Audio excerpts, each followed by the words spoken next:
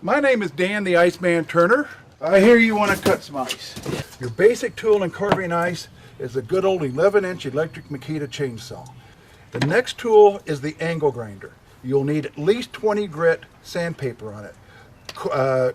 Sandpaper that is smoother than 20 grit will get frosty on the inside and it just ices over and it doesn't do any good. The die grinder. They come in a standard 1/4-inch bit, and you can also get bigger ones with a 1/2 inch. And with the 3 of these, you should be able to get just about any ice carving, any simple ice carving done. All right. Now, for more complicated pieces, you might need things like my good old 1/2 inch hammer drill. I use this with a wood bit to put holes through ice for booze luges. The irons are for heating up pieces of sheet aluminum to flatten the ice out. You freeze one side with liquid CO2 out of a tank. You get the other side flat and wet, stick them together, and it's better than super glue. One other tool that doesn't cost much money is a good old pruning saw. Ice tongs. Very simply, put it around the ice, pull the handle back, gravity does the rest of it. If you don't want to be an old fart going, eh? Good set of headphones, all right? Keep the sound down.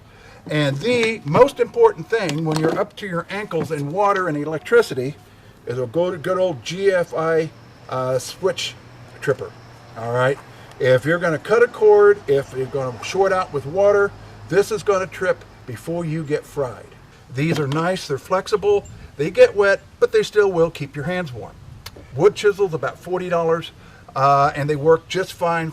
And those are basically the tools that you need to carve ice. Okay, now that you can see where your seaweed is going to be, we're going to put our angelfish in the front of it.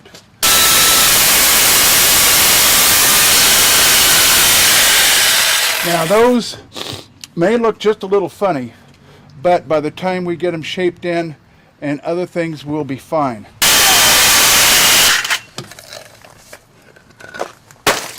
Now we're going to have this piece of ice go way forward and this piece of ice go backwards, so it gives it an effect of sort of waving Swaying in the ocean. Okay. Okay? Like I said, you've still got your line there. This is the ice that needs to come out about halfway through. Okay.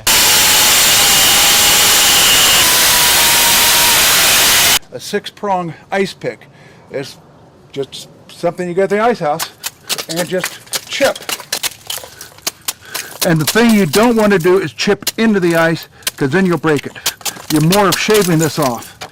But have you got an idea now how this seaweed is going to take shape? Yeah. And what's got to come out of there? Mm-hmm. And at some point we'll cut a hole clear through there and we'll have a open spot.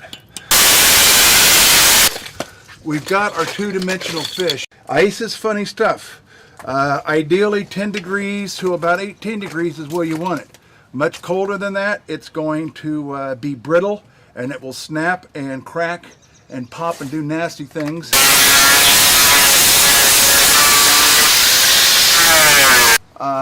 This can be brought forward a little more, okay? Okay. And just basically put a little life to it. Okay.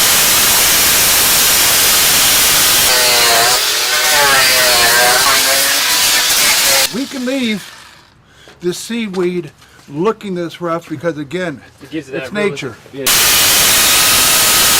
so neat about ice deluge is that it's double refracting like a diamond. Mm-hmm. So the more facets you put into it,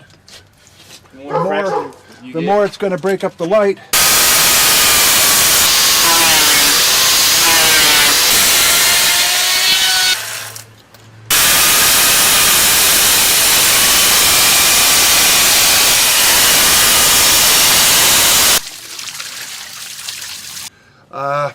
He's finished. We did kind of a quick job on him. I would normally put a little more time into the fins and into the mouth, but a fish's mouth is usually pretty good size, so don't get this too small. But with the seaweed going this way, the tail almost freestanding, he really does sort of look like he's just swimming along. And like I said, at this point, he's ready to go back into the freezer for the Sunday buffet.